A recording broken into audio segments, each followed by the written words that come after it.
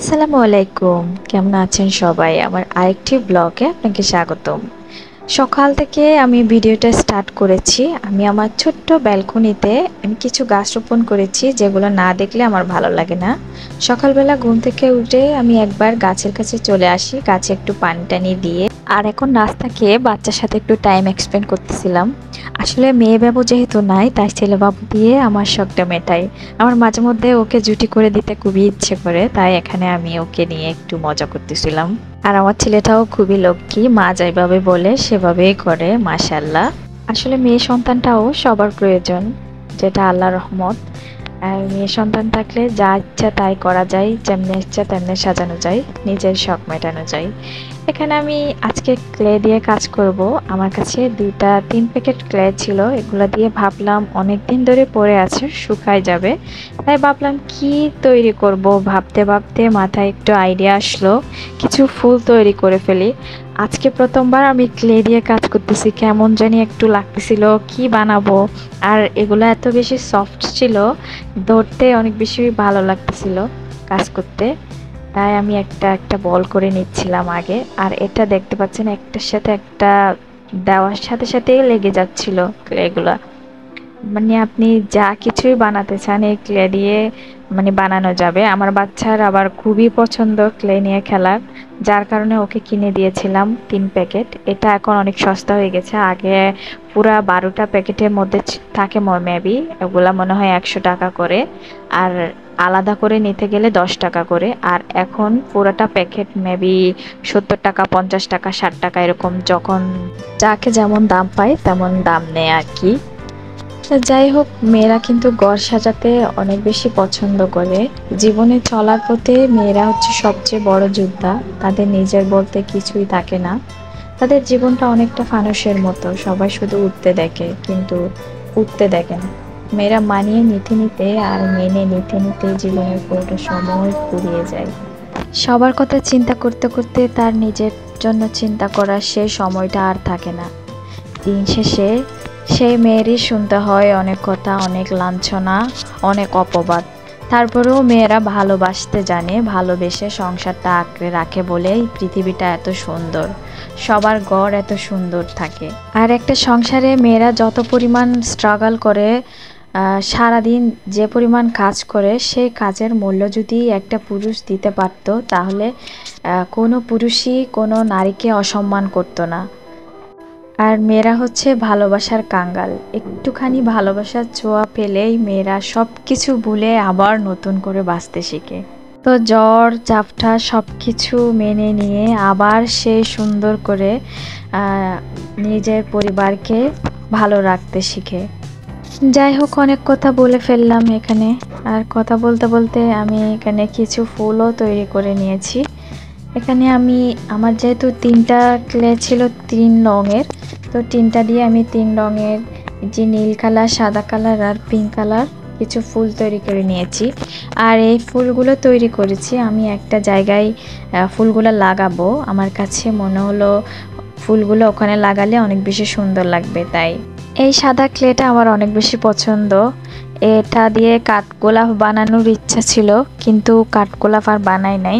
এটা দিয়ে কিন্তু কাঠগোলাপ বানালে অনেক বেশি সুন্দর হয়। আরেকদিন আমি কাঠগোলাপ বানাবো।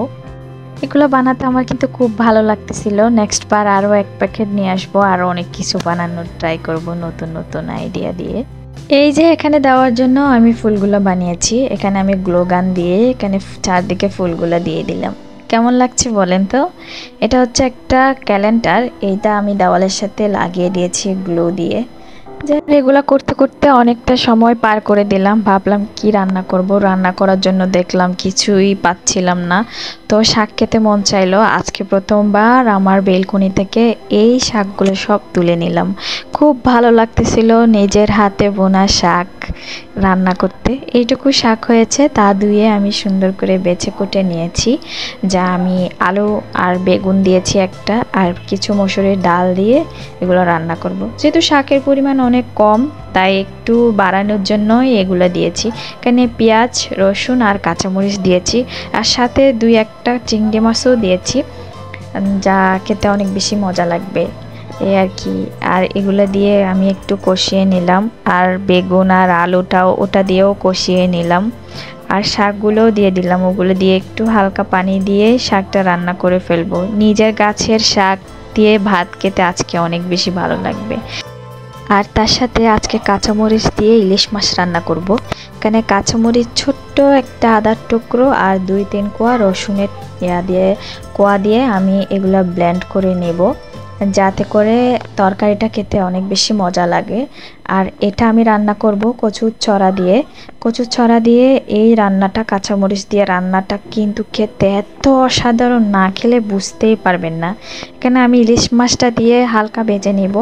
ইলিশ মাছটা একটু ভাজা ভাজা করে নিলে খেতে অনেক ভালো লাগবে আর অনেক বেশি মজাও লাগবে খেতে, তাই একটু ভেজে নিয়েছি। ইলিশ মাছ কিন্তু অত বেশি বড় না, তারপরেও খেতে ইলিশ মাছ তো ইলিশ মাছ, এটার একটা ফ্লেভারই তরকারি মজা করে দেয়। আর সবচেয়ে বড় কথা হচ্ছে আমার কাছে কচুর এই যে ছড়া দিয়ে, আমরা ছড়াই বলি, অনেকে অনেক নামে বলে হয়তো বা। আমি এখানে একটু পেঁয়াজ কুচি দিয়েছি, আর এখানে তো আমি পেঁয়াজগুলা মরিচের সাথে ব্লেন্ডও করে নিয়েছি 2টা, তো পেঁয়াজ বাটাও এখানের মধ্যে আছে। তো এই মশলাটা একটু ভালো করে কষিয়ে নেব, একদম একদম ভালো করে, যাতে করে কোনো মানে স্মেল না থাকে কাঁচা। কষাতে কষাতে এখানে মশলাও দিয়ে দিয়েছি, একটু জিরা, হলুদ, ধনিয়া, লবণ, এইটুকু মশলা দিয়ে কষিয়ে এখানে টমেটো দিয়েছি, আর কচুর ছড়াগুলা দিয়ে ভালো করে কষিয়ে নেব। কষিয়ে হচ্ছে মাছগুলোও দিয়ে দিব আর পানি দিয়ে। এই রান্নাটা এত বেশি মজা হয়েছে যে আমার জামাই শুধু প্রশংসাই করতেছিল, এত বেশি মজা হয়েছে। ইলিশ মাছের সিজনে আমি এই রান্নাটা কিন্তু সবসময় করি, আমার কাছে খুবই ভালো লাগে। যাই হোক, সংসারের কাজ করার জন্য এখানে কিছু বাজার সদাই নিয়ে এনেছে, কিছু ফল, ফ্রুট, ডিম, এগুলো আমি এখন ভালো করে ওয়াশ করব। তার জন্য আমি এখানে একটা বাটিতে কিছু পরিমাণ ডিম লিকুইড দিয়ে দিব, যাতে ডিম এগুলো ভালো করে ধুবো। আমার কাছে ডিম আধোয়া খেতে একদমই ভালো লাগে না, অনেকে কিন্তু আধোয়া খেয়ে ফেলে, এটা কিন্তু একদমই ভালো না, স্বাস্থ্যের জন্য অনেক খারাপ। ডিমের মধ্যে অনেক বেশি ময়লা থাকে, আর ডিমের গায়ে লেগে থাকা ময়লাগুলো দেখলে অনেক বেশি মানে বাজে লাগে আর কি। তো এগুলোকে আমি একটু পানি দিয়ে বিস্তি দিয়ে দিচ্ছি, একটু ভিম লিকুইড দিয়ে ডিমগুলো সবগুলো দিয়ে আমি এখন কতক্ষণ ভিজিয়ে রাখবো। তারপর এগুলো ঢলে ঢলে পরিষ্কার করে ডিমগুলো আবার সুন্দর করে ফ্রিজের মধ্যে ঢুকাই রাখবো, এই আর কি। আর এরকম করে ডিমগুলো সুন্দর করে পরিষ্কার করে রাখতে, যখন রান্না করব তখন দিতে অনেক বেশি ভালো লাগে। আর যেহেতু আমি আমার ছেলেকে ডিম খাওয়াই, তো মাঝে মধ্যে ডিমটা ফেটে যায় সিদ্ধ করার সময়, তখন যদি ধুয়ে রান্না না করা হয় তাহলে ওই যে ময়লাগুলো সব ওই যে ডিমের সাথে থেকে যাবে, যা কিন্তু অনেক বেশি খারাপ। তো স্বাস্থ্য সচেতন থাকলে সব কিছু ভালো। আর এখানে যে ফ্রুটসগুলো নিয়ে এনেছে, আপেল, এগুলাও ভিজিয়ে রাখবো, যেহেতু কোনো ফ্রুটসই ফরমালিন ছাড়া থাকে না। আমরা এত বেশি ফরমালিন খাচ্ছি দিন দিন, যার কারণে দিন দিন অসুস্থতাও মানুষের বেড়ে যাচ্ছে। তাই এখানে কলাগুলোও বিস্তি দিয়ে রাখতেছিলাম। আর সন্ধ্যাবেলা একটু চিতই পিঠা রান্না করব, এটা কিন্তু ইনস্ট্যান্ট আমার চাউলের গুঁড়ি দিয়ে মানে বানিয়ে ফেলতেছি। কি রান্না করব ভাবতে ভাবতে, তো চিতলগুলো কীরকম হবে ভাবতেছিলাম, দেখলাম যে একদম না বিস্তে দিয়ে রান্না করে ফেললাম, খুব ভালো লাগলো। এখানে সন্ধ্যাবেলায় একটু মিষ্টিও আনলো ওর বাবা।